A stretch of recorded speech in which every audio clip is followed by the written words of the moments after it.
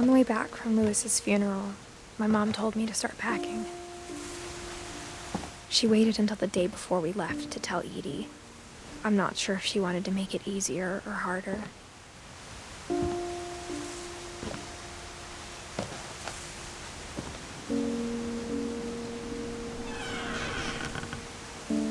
I wish we'd stayed.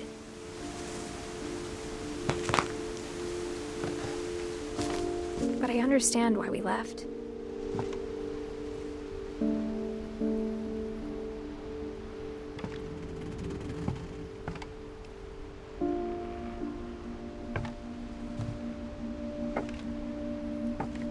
My mom ended up leaving everything behind.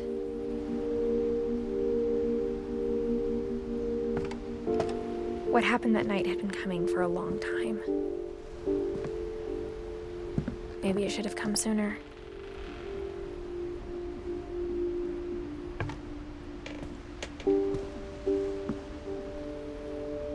But it had to end one way or another. All that's left now is to tell you about that last night.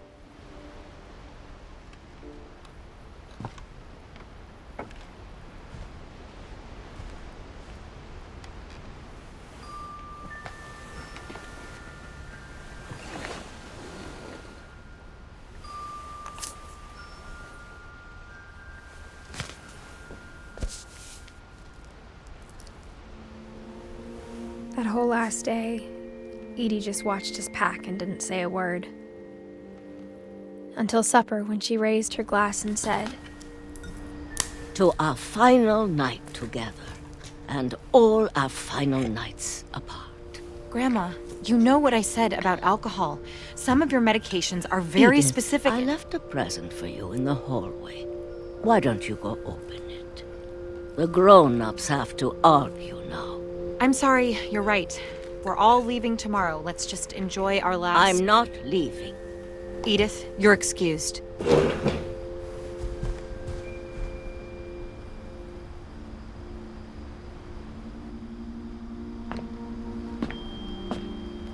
The power had been shut off that morning, but Edie always had plenty of candles.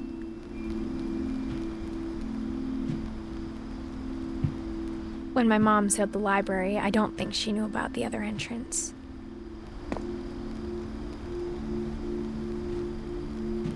Or that Edie had a key to it.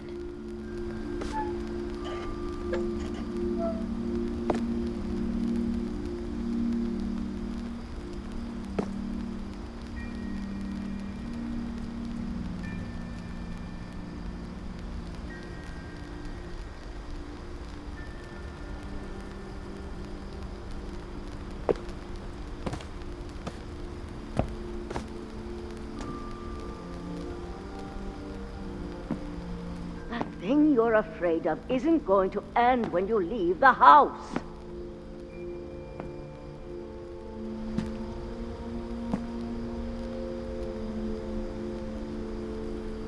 Edith has a right to know these stories. My children are dead because of your stories.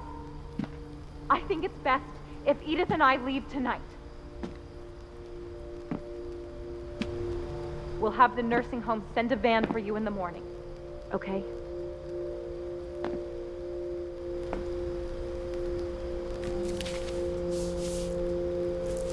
Dear Edith, there's so many stories I wish I could tell you, but there's only time for one.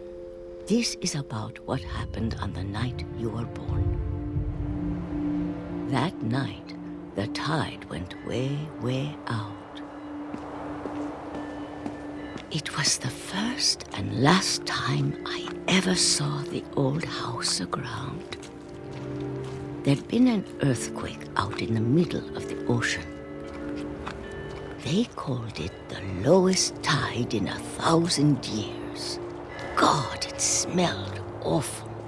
You know, I've seen that house every day of my life.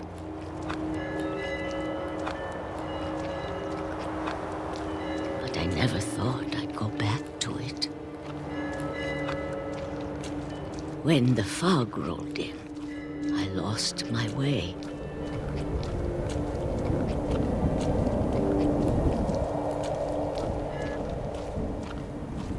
I got turned around.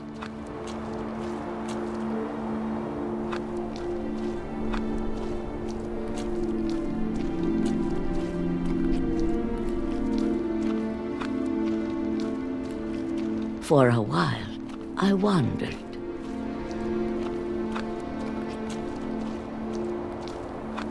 I started seeing things.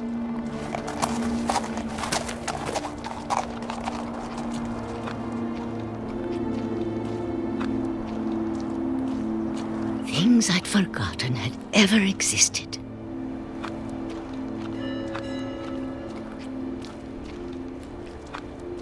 But when I saw them, they felt like old friends. That night, a lot of things came back to me. Or maybe I came back to them.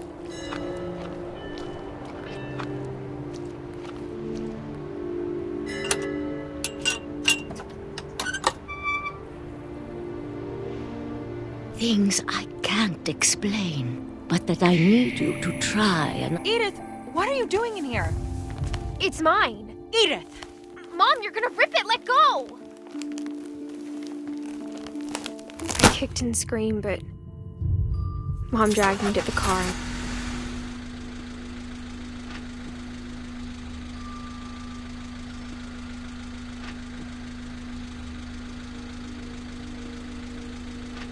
I never saw Great-Grandma Edie again.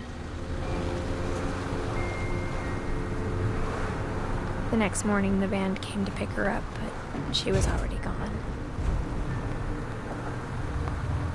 After that, we moved around a lot.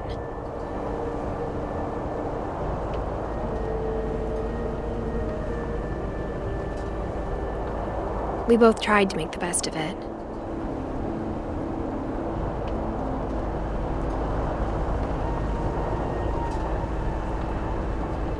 A few years went by.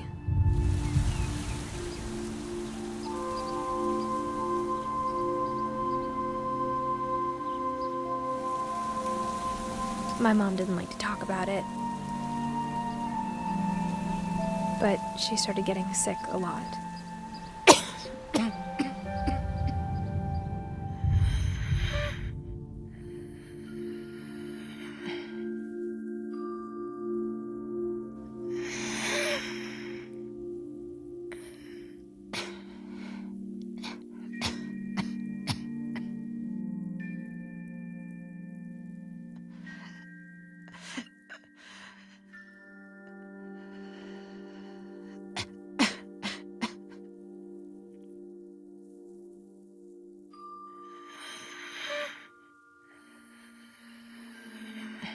She got better for a while,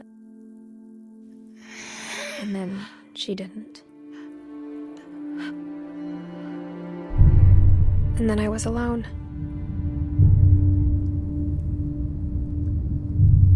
The last Finch left alive.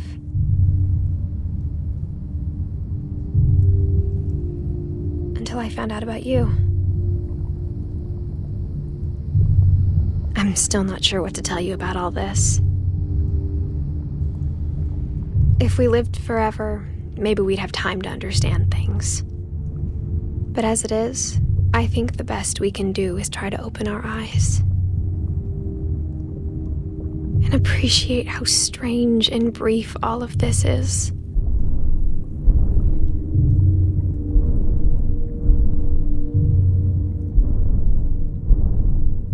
This journal was supposed to be for you. But now I hope you'll never see it. I just want to meet you and tell you all these stories myself. But I guess if you're reading this now, things didn't work out that way.